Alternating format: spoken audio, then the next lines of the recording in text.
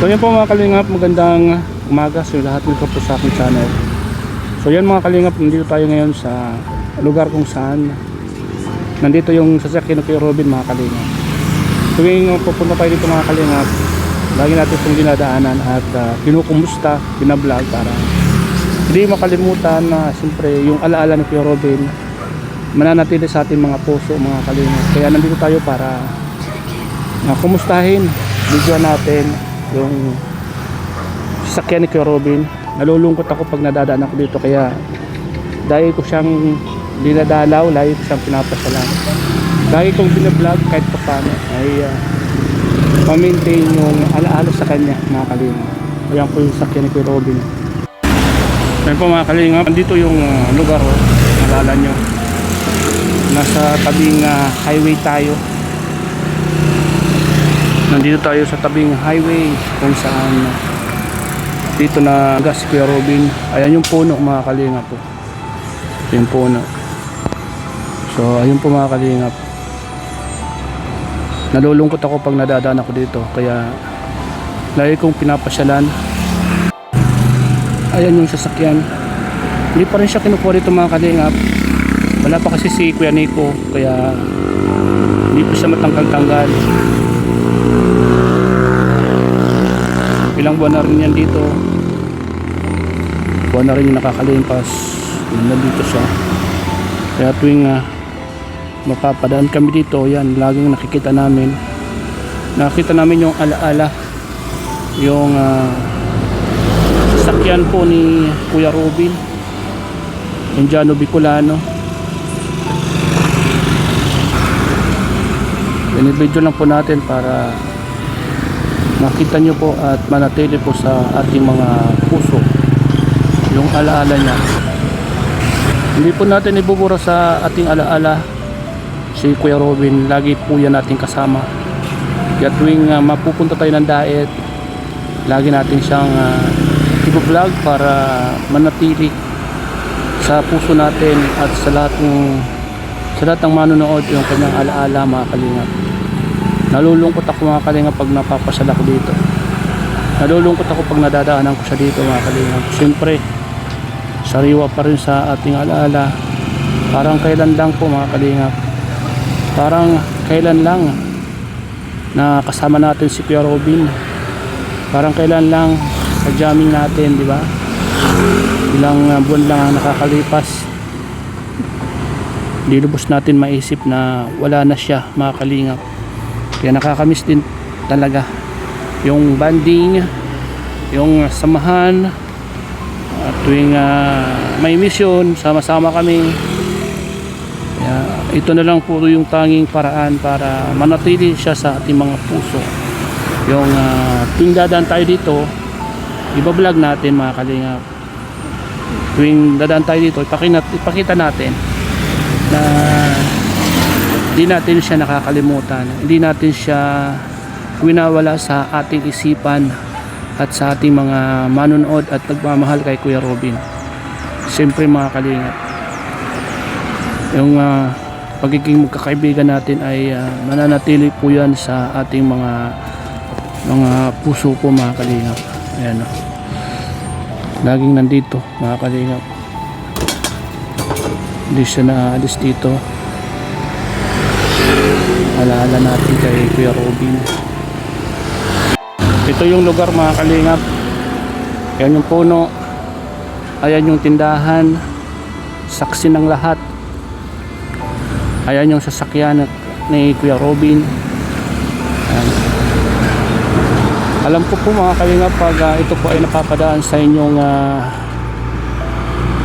wall ng inyong mga cellphone or napapanood niyo po ang video ito at ang lugar na ito, alam ko hindi rin mawawala sa isip nyo ang pangalan na tumatak sa inyo, Indiano Bicolano. Ang pangalan na Indiano Bicolano nagpasaya at nagpangiti din po sa inyo mga kalingap, at nagpaluha din po sa inyo sa lahat ng kanyang pinagdaanan, diba mga kalingap? Ayan po, Indiano Bicolano. Ayan, mga kalingap, pinablog ko para makita ng mga viewers makita po ng mga natin na nasa puso pa rin natin si Kuya Robin hanggang ngayon, hindi po nawawala. Shoutout po sa lahat ng mga viewers natin, sa lahat ng mga nagmamahal po kay Kuya Robin, lahat ng napasaya niya, napaluha niya, lahat ng kaibigan nagmamahal sa kanya. Sama po natin si Kuya Robin sa mga panalangin natin. Tuwing magdarasal tayo, sana ipag-pray po natin ang kanyang kaluluwa na maging matahimik at maging masaya po kung nasan man siya ngayon, mga kalingap. Yun lang po naman ang pagkain ng mga kaluluwang yumaho, yung panalangin. Mga nakakabawas ng bigatin sa kanila. Ito na lang po yung tanging alaala natin at may papabaw natin sa kanya, yung pagmamahal natin at mga iniwan niyang alaala sa atin. Kaya yung puno, mga kalingap, yung puno na yan, mga kalingap, ay marami na pong kwento yan. Marami ng kwento na talagang hindi may paliwanag ng mga nakatalo dito. Ang puno na yan ay isa sa mga pinakamatandang puno dito sa dinadaanan na to. Kaya so ayan po, mga kalingap, tanda yan, ang tanda na hindi natin makakalimutan si Kuya Robin. Isipin niyo po, mga kalingap, napakalawak ng kalsada, diba? Bakit dito pa niya naisipang ibangga sa puno, diba? May pader naman, diba, na mas safe, diba? At alam natin talaga itong puno na to ay may kakaibang nilalang na nakatira dito. So ayan po, mga kalingap,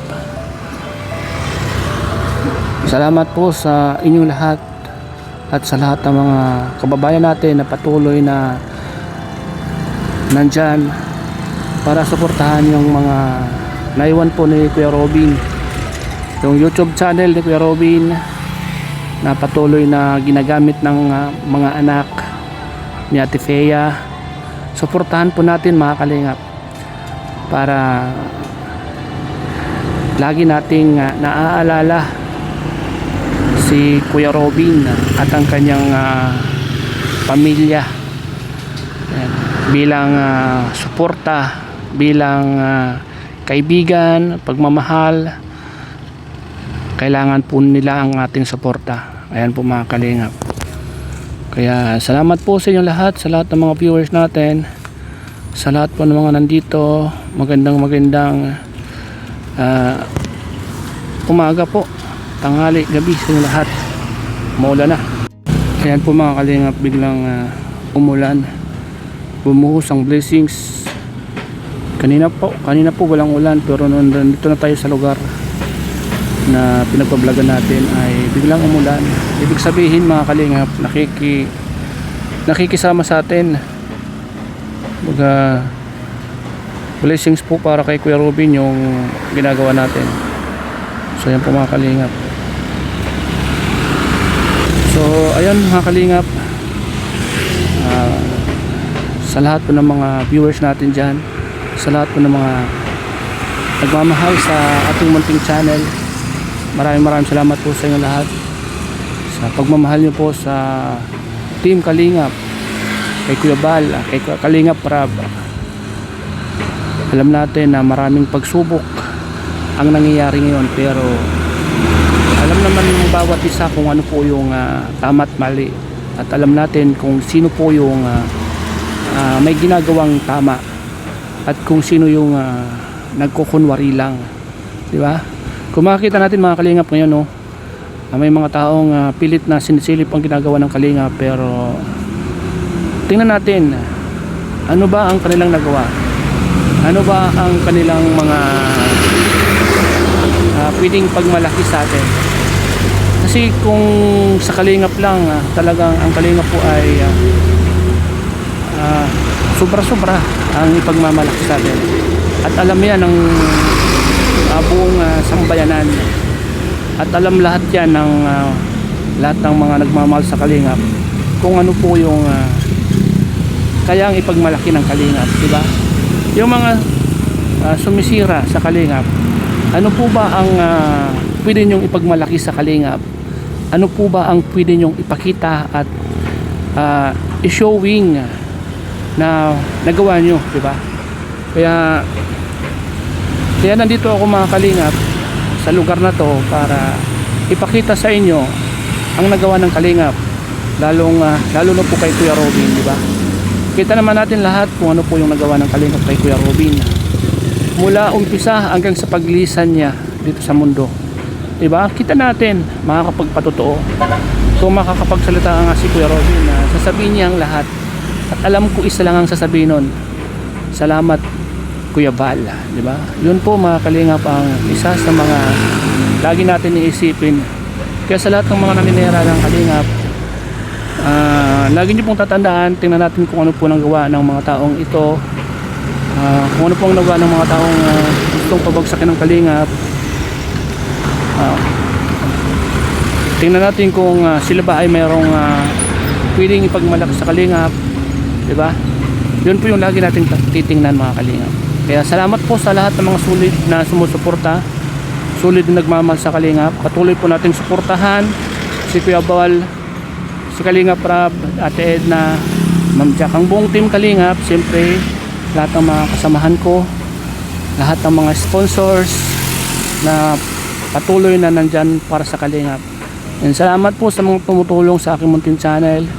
Shoutout po pala mga Kalingap kay Ma'am Lily Giorgio na patuloy po na nandyan, Ma'am Joss na tumulong, Tita Dorly, Tita Melina Oray Paulo, sa lahat po na nagpaabot ng tulong sa aking munting channel po. Ako po ay hindi po magsasawang pasalamatan po kayo sa araw-araw. Na nabigyan po kayo ni Lord ng mahabang buhay at maraming blessings, dahil kahit na hindi nyo po kami kaano-ano, andyan kayo para tulungan po kami. Salamat po. Si Lord na po ang bahalang gumanti sa lahat ng mga kabutihan nyo, sa lahat ng mayroong kayong pusong mapagmahal sa kapwa. Kaya salamat po sa inyong lahat. Pray ko po na palagi kayong ingatan ni Lord mga Kalingap.